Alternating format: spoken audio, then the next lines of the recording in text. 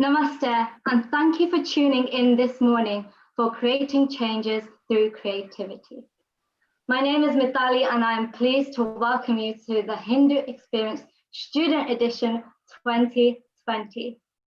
The National Hindu Students Forum UK was founded in 1991 with a vision to bring students together to protect, preserve, practice, and promote Hindu dharma.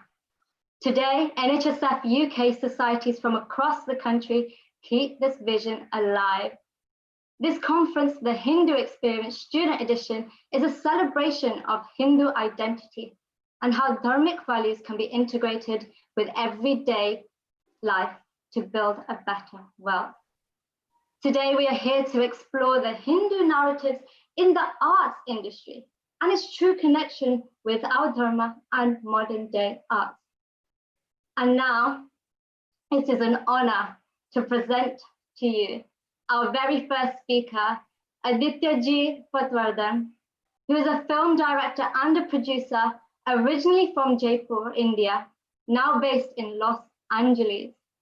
He is known for his wide array of works, including film features, documentaries, TV series, pilots, short films, and Aditya Ji is known to be one of the few filmmakers of the Indian origin to have produced and directed films from multiple foreign languages from around the world. His work has been showcased through well-known mediums like Cannes Film Festival, MDTV, ZTV, and many, many more. So namaste, Aditya Ji. Namaste, it's a pleasure being on the platform. Now our second speaker is Anaya Ji Vasudha Bolar, who is a Birmingham-based dancer who was trained under her mother and guru, Srimati Chitralekha Bolar, from a young age in Bharatnatyam.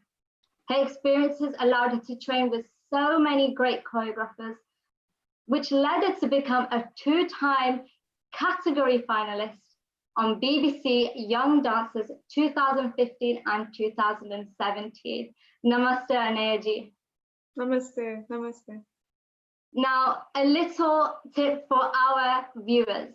If you have any questions for Aditya Ji or Anaya Ji, please ask on the YouTube live chat for them to be answered at the end of our session.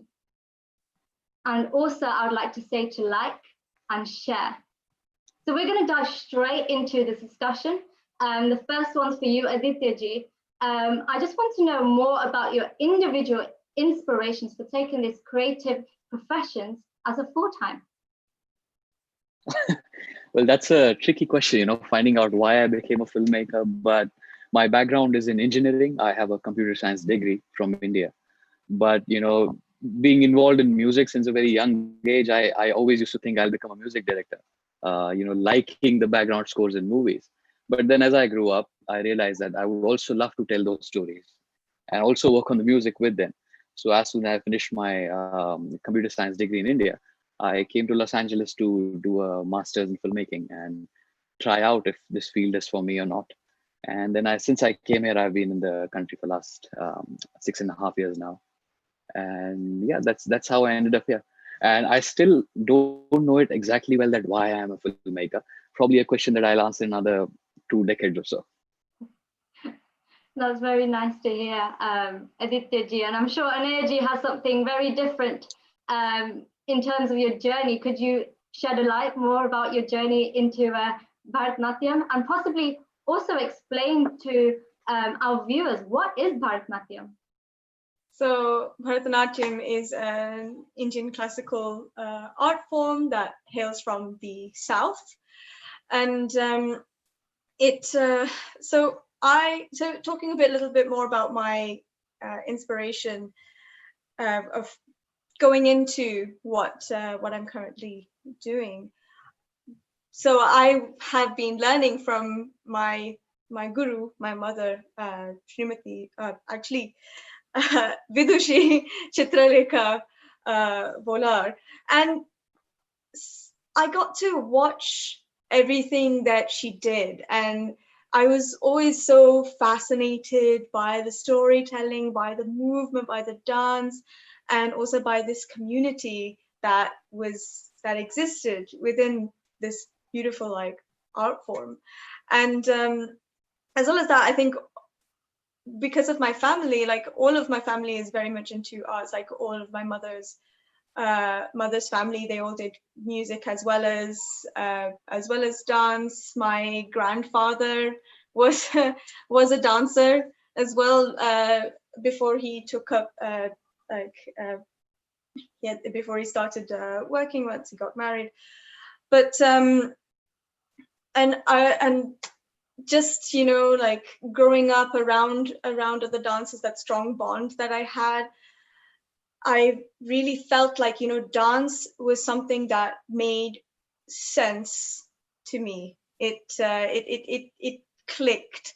I went to Coventry University, and I got a degree in sports therapy. So, but the one thing while I was there, all I could think of was how sports therapy made dance make more sense.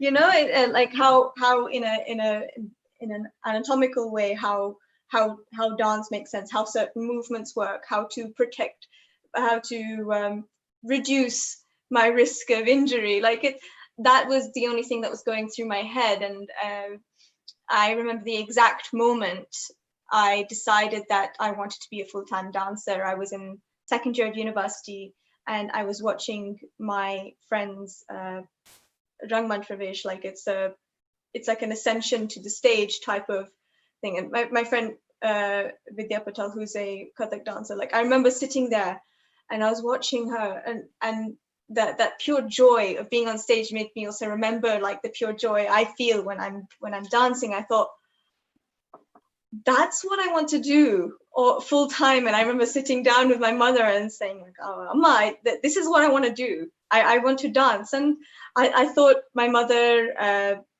because of like how she's worked very hard, and I thought at first maybe she'll think, oh, maybe dance might not be what you want to do full time, you can just keep it part time. But actually my mom just went, okay, do. But now we got to, now let's put in that work. And I think ever since I've just not really looked back. That's really nice, and I can't express how much of an honor it must have been to, you know, be around family who all have the same sort of inspirations as you, which is absolutely lovely. Now, Aditya ji, I want to ask you, when we're looking at dance and filmmaking, there's a lot of difference when it comes to storytelling. I was wondering if you could tell us more about what the role of storytelling is within the film industry. Well, filmmaking is predominantly like any other art form. It is storytelling, but it's a very recent tool. You know, compared to art forms like dance and music, filmmaking is pretty recent. It's been around there for a century or so. The biggest difference here is that filmmaking is like, you know, classical art forms like dance and music, they are mostly in the present tense. You know, they are live in space and time. And what happens with filmmaking is that it's more of a psychological tool. It tries to convey its narrative through correlation, through you know, showing you one image and then showing you a second image. And you know, it's a very popular example that if I have the image of an old man smiling and then I have an image of a small baby in a park, we'll think, oh, such a nice old man looking at a baby. If we have the same old man and now we have a young woman by a beach, we'll think this guy is a creep. So, you know, you create the narrative as soon as the pictures are kept in front of you. So how filmmaking differs from the classical art forms is that it involves the watcher in creating the narrative in their heads. So that's how predominantly it is different. The similarity being that it's, of course, a storytelling form just as dances.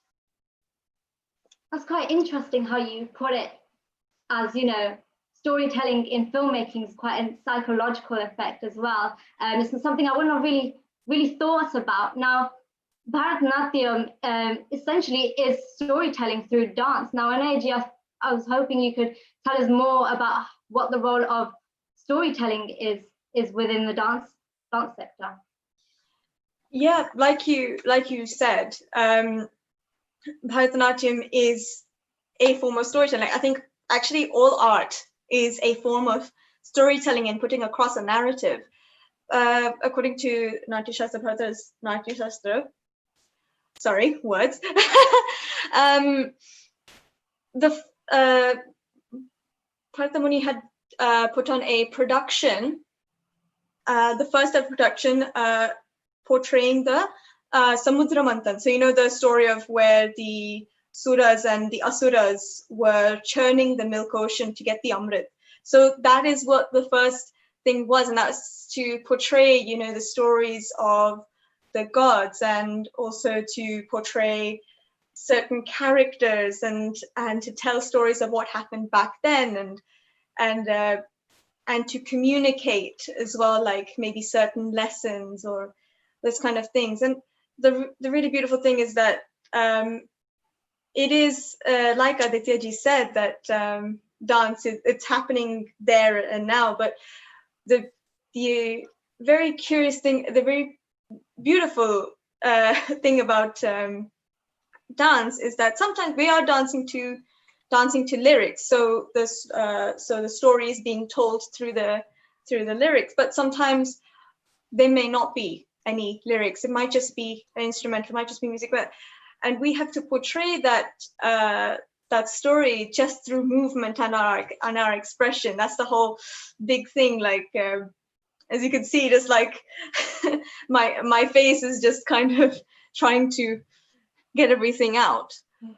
So that is what the role of storytelling is. It's a very, very huge role, and I think it's it also like puts a challenge to the audience, how to, you know, like, because there's no speech, there's no words, where how they interpret the story from how we're saying it. So we're saying, for example, just like, once upon a time there was a great king, and he said to all of his people, or just like, or telling the story of Prahalad, and there was an evil king who said, all of you must pray to me only. And when you're talking to people, like, what are you saying? Or if there's a girl talking about her lover, like in the eye, it's just kind of, I still feel like I have a lot to grow in terms of being able to tell stories effectively.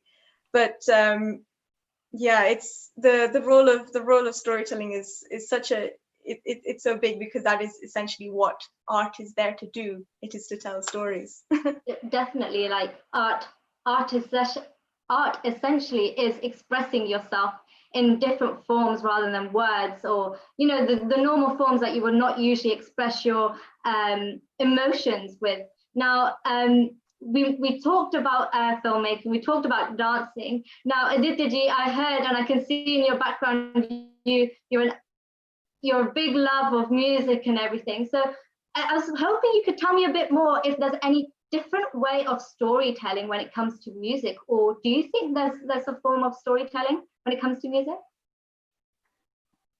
Yes, music is definitely a form of storytelling. And I mean, I might sound vague out here giving definitions, but like we said about film, that film is more towards the psychological side. It is not exactly in space and time. Not completely in space and time it is, but not all the way. It's more psychological. We boil it down to, if we come down to dance as a performing art, dance is in space and time, using the three-dimensional space that you have on stage. Now, when you go to music or sound, it becomes completely one dimension. It's linear. So it's a very different form of storytelling, where everything is kept one after another. There is no second dimension, and there is no mental dimension to it. It's all one after another, linear. So my love for films came from music in this way, because I was obsessed with listening to background scores and seeing how they affect a scene that I'm watching. And if I used to mute a background score and play a thing of my own on some movie and see that it looks completely different, whereas the visuals haven't changed, the acting hasn't changed, but the music has shifted.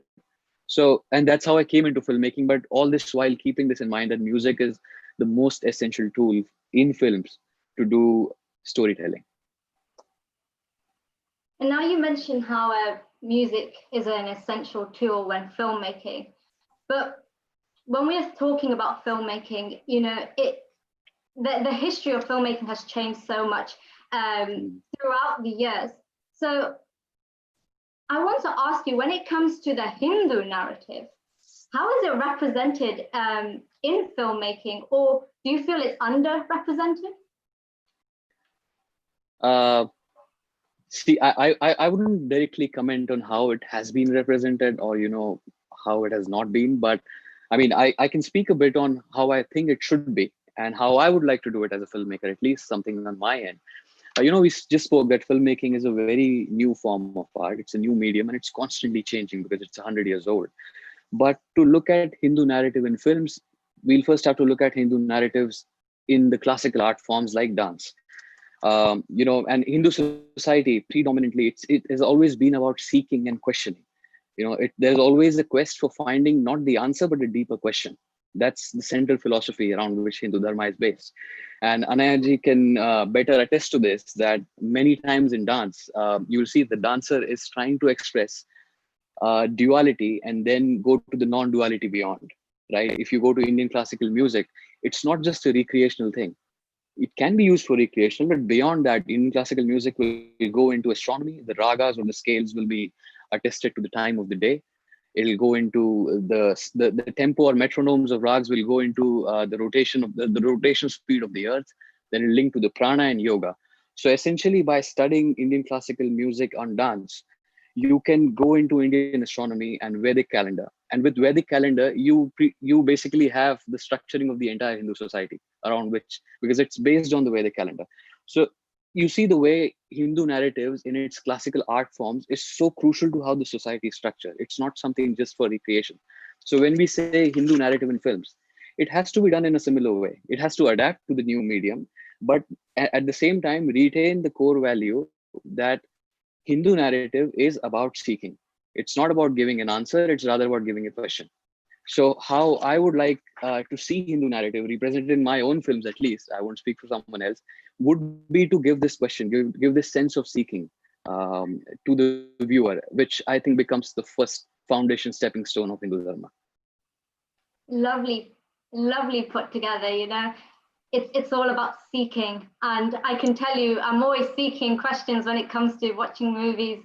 Why is this happening, or why isn't that happening, or what's going to happen next? And the way you put that in terms of Hindu narrative, it is very nicely said. So thank you for that, Aditya ji. Now, Anaya ji, I want to ask you, how do you retain your essence while integrating the contemporary space in Britain when it comes to dancing?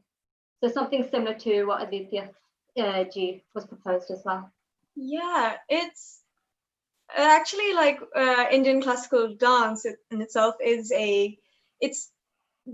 it's more than like Aditya ji was saying. It's not just something that you can do recreationally. Like once you get into it, as you through time, it actually becomes like a lifestyle. It's because of the things that you learn being a dancer. But obviously I later I can get into that. But for your question, retaining that essence, the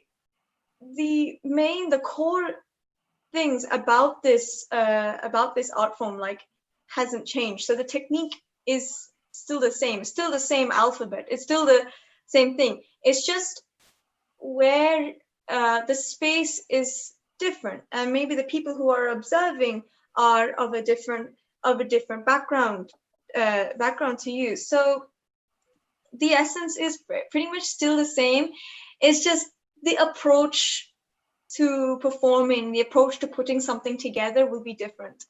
So for example, here maybe I'd have to show like completely shorter pieces or give more explanation, and because essentially in this space, so if you're a Indian classical dancer in Britain, this is generally not just for Bharatnatyam, for all classical styles here, practitioners here, they have to really think about who they are dancing for, and how can I best get them to understand the story that I I am telling them. The essence in itself hasn't changed. Even, you know, like when you're exploring movement, the core, the core of what you are doing is the same. And exactly like where you have derived certain lessons from is the same. Like maybe I would not go into a very complicated story that requires the audience to have to understand that story. Maybe I'd have to do something that maybe people can relate to. Things like that. Like you have to ask yourself these kinds of questions as you go through. But yeah, like it's the essence is basically kept the same. It's just, you know, the approach is different. Now you mentioned at the start it's a lifestyle. So I want to ask you, how have you continued with this lifestyle? Like, what has kept you motivated to keep going on a day-to-day basis? Now, I know with dancing, it comes with a lot of practice, a lot of time. So how did you incorporate that into your lifestyle? Like I said, it is a lifestyle. So sometimes it just clicks, it happens. So you just think like, if you have time to do certain other things in the day, like there is always time for dance. There is always time for learning about dance. There's always time for looking things up and trying something new. So staying motivated is like, so I am very inspired by all the dancers that I have grown up watching. So Akash Odedra being one of them, who learned Bharatnatyam from my mother at a young age, and then watching him do like all his like productions, all his dancing. I was thinking, and also other dancers that I have seen recently, and also people who I've learnt from. So Nirupama Rajendra. Just simply seeing what they do and simply watching them is something that like I find this is why I'm a dancer. Like words sometimes don't easily come out, so my hands start joining the conversation. But staying motivated is kind of seeing how people are doing, not comparing yourself. I'm not saying that at all, but to just think like, how do I want to be in the future? What do I want to be achieving, and how am I going to get there? And especially during this time, this very strange period of time where like most of the studios are closed. And I'm very glad that I'm very, very grateful that we've created a space at home. And I think just using that time, and I think dance, when it's a part of your lifestyle, it really, you know, takes away from that, like maybe the mundaneness. Mundaneness, I think is that a word? To take away from that, like it's that safe part of your life. It's like it's that part where you can, you know, really be you, and it's a very beautiful space to be in. That's what motivates me. Excellent, excellent. Now, Aditya, I would like to ask you more to do with the role of creativity and enhancing values. So what do you think is the role of creativity and in an individual and a society perspective? With using art forms or creativity as a way to form the value system for individual or the society, it's not a one-way arrow. It goes back and forth. Art reflects from the society it is born out of, and then the art also gives back its values to the society it came from. For example, you can take Mahabharata, one of the easiest example that can come. The amount of knowledge that text has, in all spheres of life, materialist and behavioral and management and all of that, and overall that there is the deepest and most scientific commentaries that are known to the human species are done in that are done in that story. But it doesn't just stop there. This became out the value system, but that whole thing itself was composed as a poem made up of 200,000 verses. So the artistic caliber and the achievement of composing something like this by Rishi Vedvyas is something beyond my own comprehension. So here you see that the value systems from Mahabharata are being used by our society today, but composing something like Mahabharata in the first place, and I don't mean composing the real events, I mean composing it as a poem. Composing it in that way shows what kind of society it was born out of. So it's a circular thing. They mirror off each other, and that's how it progresses. And in Hindu narrative's case, I think the core value is and will always be freedom of thought, and will always be seeking and finding out more instead of giving a definitive answer. And in this, I would like to add to the same point that Anaya was saying earlier about reconciling with West, because even like she's working in England, I'm working in Los Angeles, which is predominantly Western. But there are many definitions for Western society, but the one that works for me is that I started in the 1200s with the Magna Carta of UK. Fast forward to the Bill of Rights in Virginia and in the Constitution of the United States, and then coming to today. All these documents, they guarantee me freedom of thought, liberty, and I can pursue what I want to. Now, these are the very values that Hindu way of life has. So if in our art form, especially in films, which is so alien for us because it's Western, in films, if we are putting Hindu narrative in, reconciling becomes easy because our narrative is predominantly based on these very values that the Western society stands for today.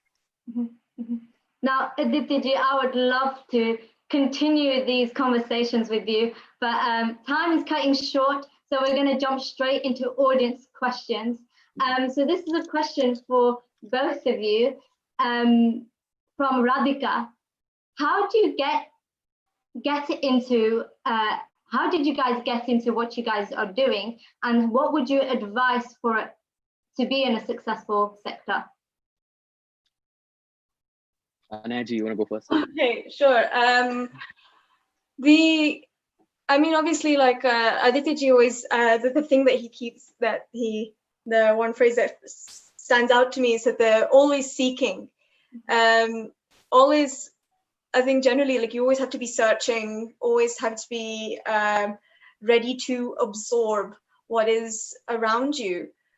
And how I got into it, I think you have to keep going for things like without fear. Obviously, in the beginning of my journey, I felt I had a lot of doubt. I wasn't sure about things, and actually that stood in my way. And then as soon as I just have that conversation with myself, like, is this something I really need? This is completely fine that I'm feeling this way, but right now we need to get it together. And we're gonna push, we're gonna address all of this, and we're gonna push. So I'm always trying to seek things within myself. I'm always trying to find new stories and trying to listen to the narratives of other dancers, and like get inspiration from their stories for me to further myself. And the one advice I would definitely give is keep practicing. Like, keep practicing and keep doing it, and you will keep discovering new things. Aditya, do you have anything else to add? Yes, for films, I mean, I would, like I started with that, I have a background in engineering and computer science, but on the side I was doing music, then I jumped into blogging, photography, and started filming stuff on these new DSLR video cameras that had come. Like Anaya said, I wasn't sure that if I want to do films or not. Plus, it's a risky career. There's no guarantee. There's still not.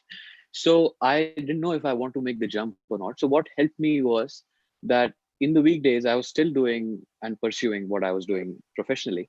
But on the weekends, I used to film using my camera. I used to ask local bands if I can do a music video for you for free. Give me your song and let me film a video. I'll show you in the video. So, it'll be a free deal. I'll get to learn, you'll get a video, and then we'll put it on YouTube. And these weekend videos turned into, I saw that YouTube started getting hits on it. And that's where the confidence came in that, okay, this is something I can do because the work I'm putting out there is getting a good response. And then I got the full confidence to jump into it professionally. So anyone out there trying to come into this field, I would say, if there is a chance that you have a doubt, then do it on the free time. Don't take up all of your day and go jump into a field which you're not sure of. Take the weekends off and try to film. And what I would do differently is I would have started sooner. I started doing this after my engineering degree. I would have started during my degree or rather not do engineering at all, because right now I'm not using it much. Great, I guess. Oh, sorry. Oh no, go ahead.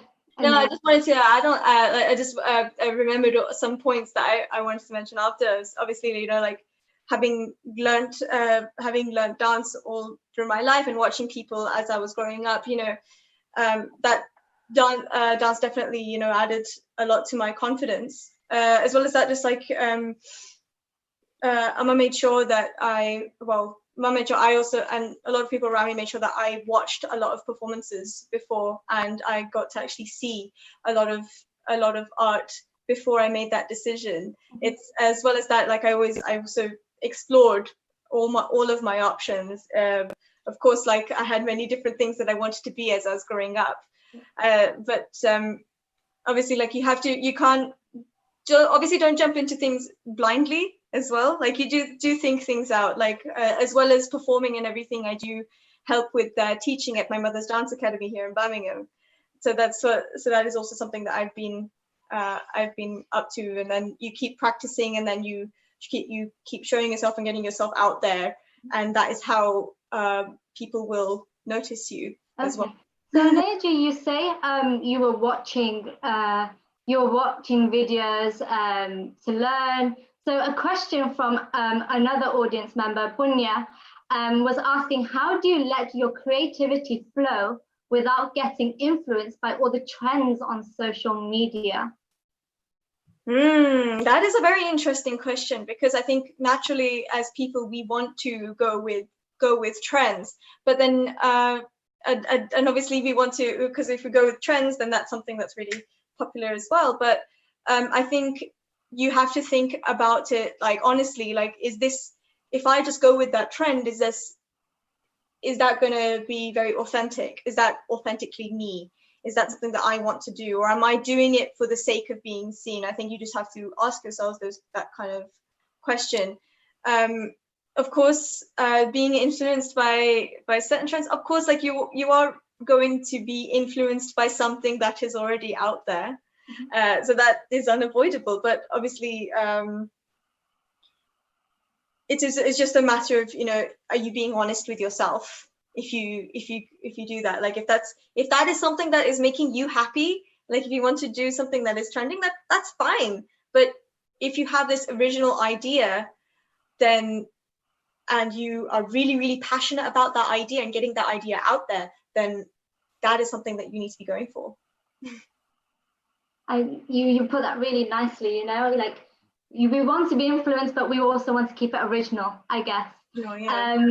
So another question for Aditya, did you have anything to add on to that in terms of filmmaking? Very similar to what Anaya said, that it's about finding the right balance. So there might be something prevalent in the society, and you have something that it's your own story. As a storyteller, it's not just you, it's always you and the audience. So if there is something that's prevalent, you definitely should consider it. But find the balance between, am I telling my own thing while I'm also incorporating things that people want? Definitely. Now, another question for you, Aditya ji, from Deepa. A career in creativity is an ongoing process of exploring, but is there something particular you seek through your work? Yes, that's oh my God, that's a profound question. It's an ongoing process. It's extremely confusing, I'll be honest. Last month I finished my third feature film, and after doing these three, I genuinely started believing that I don't know how to do filmmaking. And I don't know why I was feeling I know it for the last couple of years. Right now I think there's so much more to learn. And what the core thing that I wanted to do after this was, I want to tell what I want to tell in the perfect way I can, even if it's something as simple as, I'm sitting here having green tea. I want to make sure that with my video and audio tools, I can convey this action of having the green tea as perfect and pristine as I can. That's something I don't know when I'll achieve. I don't know if all filmmakers do achieve it or not. But yeah, that has become a very central quest for me, especially in the last couple of months after directing these movies. And Anaya, is there anything you particularly seek through your work as well? So Deepa can know on the dance side of things as well. Yeah, that is like Aditya said, it's a very profound question, and I think at various stages I found that I was seeking different things. So I think right now is I just want to figure out who I am as a dancer, and I feel like after being training for 18 years, I still feel like I don't know anything. I feel like there's still like a huge unexplored cave of knowledge that I really want to explore, and I want to explore that knowledge and see how I can use that to add to my movement and knowledge, and how that will inform me as a mover, as a performer, but as an artist in general. Lovely. I would love to hear more from the both of you, but I think time has come to an end. Before we start wrapping things up, Aditya ji, do you have any final takeaways for our audience? First of all, it was an extreme pleasure being on the panel. Today is my birthday, so no better way to start this, this day, other than giving talking on such a panel with you amazing guys. The takeaway, I mean, for me personally, after the takeaway that I'm taking away from all this is that if we talk about Hindu narrative in media, in any art form, I think, like I started with in the beginning, that it should centrally be about this idea of seeking, an idea of questioning, which is a central belief that that comes from the Hindu way of life. Mm-hmm. Lovely, and happy birthday, Aditya ji, as well. Anaya ji, do you have any final tips for our viewers to take away? Yeah, I just that, like, whatever art form that you go into, I pray that it really adds something good to your life. Sorry, the doorbell just went off. And I really and sorry, I've just lost my train of thought. So my general takeaways from this thing, and first off, I really want to say thank you so much for having me on this platform. It's been so amazing and absolutely fun. This is my first ever panel discussion ever, and I'm very grateful that it was with you all. Definitely, I hope that it's definitely just like always respect it, like it is a lifestyle, like, because it adds to your spirituality, it adds to your identity, and obviously just you just have that that sacredness. I like how you added in the identity. Yeah, a lot of our creativeness is to do with our identity, and you two have definitely inspired me to continue to stay determined, to continue to follow my dreams. And I guess one thing to take away is, not to be afraid to channel that creativity and to always embrace the things you love to do. We're constantly in this hustle bustle life of the busy working world. So yeah, find that time to love what you love doing, and who knows where it may lead you to. So yes, I would like to say a big thank you once again to Aditya ji and Anaya ji for joining us here today to discuss creating changes through creativity. And I hope everyone that are viewing this right now enjoyed it as much as I did. As I mentioned before at the start of this session, this is just one of the many sessions hosted by T.H.E.S.E UK at the Hindu Experience Student Edition. So do join us throughout the weekend for more panels, workshops, spotlight discussions, And please visit www.nhsf.org.uk/these2020 to see what else we have coming up today. So on that note, I would like to say have a good day for now and namaste.